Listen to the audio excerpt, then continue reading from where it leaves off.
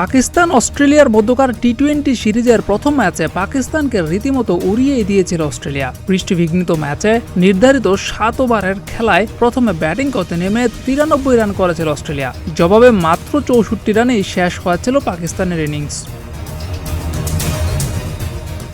প্রথম ম্যাচে হারের পর ঘুরে দাঁড়ানোর জন্য দ্বিতীয় ম্যাচে জয়ের বিকল্প ছিল না পাকিস্তানের সামনে। সেই সঙ্গে ছিল সিরিজ বাঁচানোর লড়াই। কিন্তু এই ম্যাচেও অসহায় আত্মসমর্পণ রিজওয়ান বাহিনীর। ব্যর্থ ব্যাটিংয়ে সামনে থেকে নেতৃত্বটা দিয়েছেন রিজওয়ান নিজেই। দুই দলের দ্বিতীয় টি-20তে পাকিস্তানকে 13 রানের ব্যবধানে হারিয়েছে অস্ট্রেলিয়া। সেই সঙ্গে এক ম্যাচ হাতে রেখেই সিরিজ নিশ্চিত করেছে অজিরা। অন্যদিকে একদিনের সিরিজ জিতে উড়তে থাকা পাকিস্তান এখন হোয়াইট ওয়াশের সামনে। প্রথম ম্যাচের মতোই দ্বিতীয় ম্যাচেও আগে ব্যাটিং করতে নেমে উড়ন্ত সূচনা এনে দেন অস্ট্রেলিয়ান দুই ওপেনার ম্যাথিউ শর্ট এবং জ্যাক ফ্রেজার ম্যাকগার্গ। 3.4 ওভার স্থায়ী জুটিতে আসে 52 রান।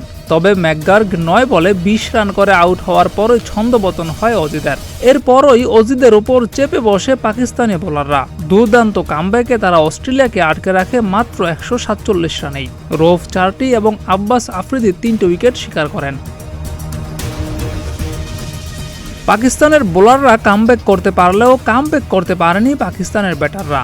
মাত্র 44 রানেই 4টি উইকেট হারানো পাকিস্তান একটা সময় দুর্দান্তভাবে ম্যাচে ফিরে উসমান খান এবং ইরফান খানের ব্যাটিংয়ের সৌজন্যে দুই খানের নৈপুণ্যে জয়ের আশা দেখতে শুরু করে পাকিস্তান। তবে দলীয় 102 রানের মাথায় ব্যক্তিগত 52 রান করে উসমান খান আউট হওয়ার পরই ভেঙে পড়ে পাকিস্তানের শেষের ব্যাটিং লাইন আপ। উসমান খানের ইনিংসটি সাজানো ছিল 38 বলে 4টি 4 এবং 1টি 6। এরপর আর কেউই ইরফান খানকে সঙ্গ দিতে পারেননি। 28 বলে 37 রান করে এক প্রান্ত আগলে রাখলেও অন্য প্রান্তে আসা যাওয়া এবং বলের সঙ্গে রানের ব্যবধান পাল্লা দিয়ে বৃদ্ধি পাওয়ায় শেষ পর্যন্ত হার নিয়ে মাঠ ছাড়তে হয় তাকে। 2 বল বাকি থাকতেই অল আউট হয়ে যায় পাকিস্তান। অস্ট্রেলিয়ার জনসন একাই শিকার করেন 5টি উইকেট। ম্যাচের পর পাকিস্তানের ভক্তদের জন্য আফসোস হয়েছিল রিজওয়ানের ব্যাটিং। ওপেনিংয়ে নেমে 26 বলে 16 রান করেছিলেন তিনি।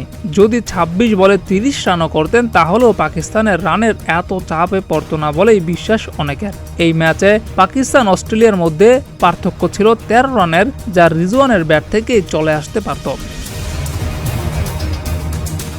জিয়াউর রহমান, প্রতিদিনের বাংলাদেশ।